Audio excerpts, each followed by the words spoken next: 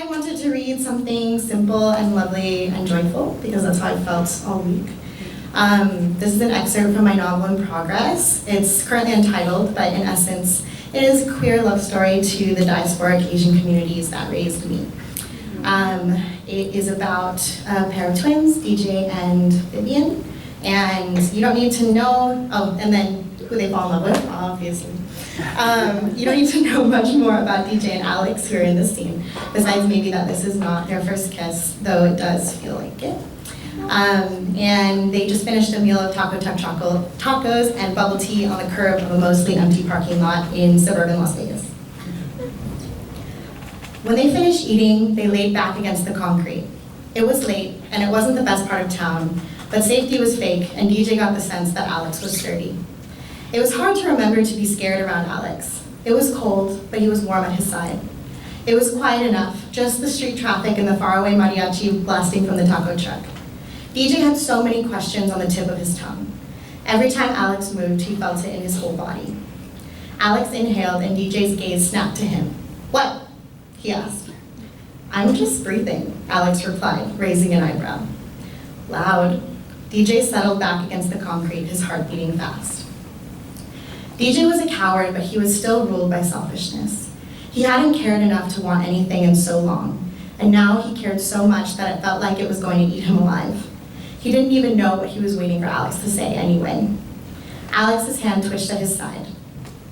There were about 1,000 different versions of the next moment playing simultaneously in DJ's head. He thought about this next moment all the time. Alex laughing at DJ for thinking he gave a shit. Alex kissing him now and ignoring him at school. Or maybe the worst, nothing at all. This moment passing without any acknowledgement that DJ was seconds away from turning himself inside out.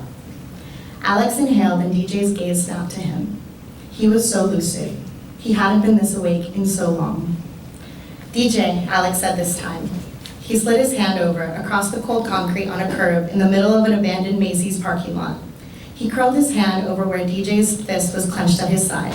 It was so awkward. DJ could not breathe. "What?"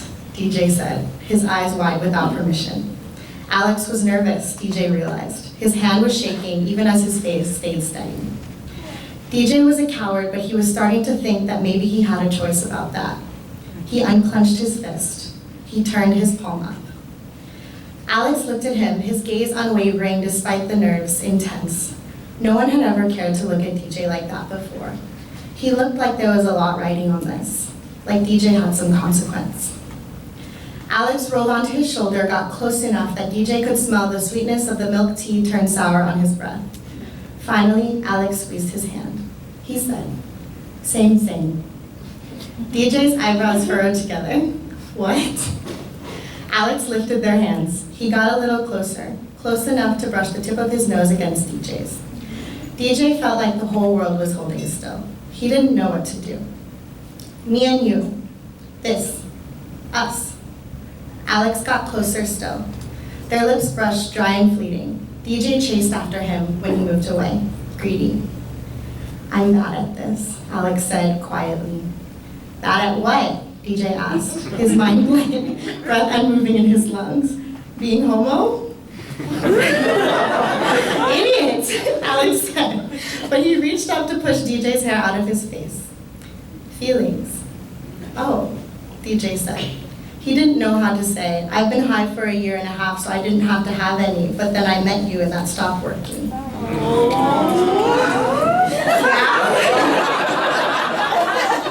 Yeah, Alex said. "I like you. You like me?" DJ could be a dumbass right now. It would be so easy. He'd done it so many times when people really needed him. It's written into his muscles to roll out of the line of fire. Only, this fire felt friendly. Something to keep warm rather than something to burn him alive. And oh, shit. He wanted to live. That was new.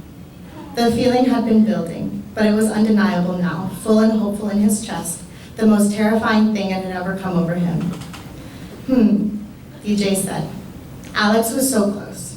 His breath was warm across DJ's mouth where his tongue had darted out to wet his lips. Alex's mouth was slack, tension held through his brow. DJ could fix that. He found that he wanted to. Same. DJ reached up, pressed his fingers to the angular cut of Alex's jaw, the place that he traced with his eyes over and over and over again. He let himself fill up, giddy. He touched Alex's skin, he let himself get close. It felt like laying out in the middle of traffic, waiting to get run over. But the truth was, there were no cars. It was just them. It wasn't like that at all. He was being held close. Alex had no idea that he could crush DJ, and for that, DJ was thankful. Alex's smile took a while to bloom, growing and growing until it took over his face. Oh, cool. Cool, DJ repeated. But he laughed. He kept laughing. It was so funny, something good happening. It was so funny how easy it was. It made him think about whether it could have always been this easy. It made him think about how maybe everything could be as easy as this if he got out of his own way. He'd never thought that before. Thank you.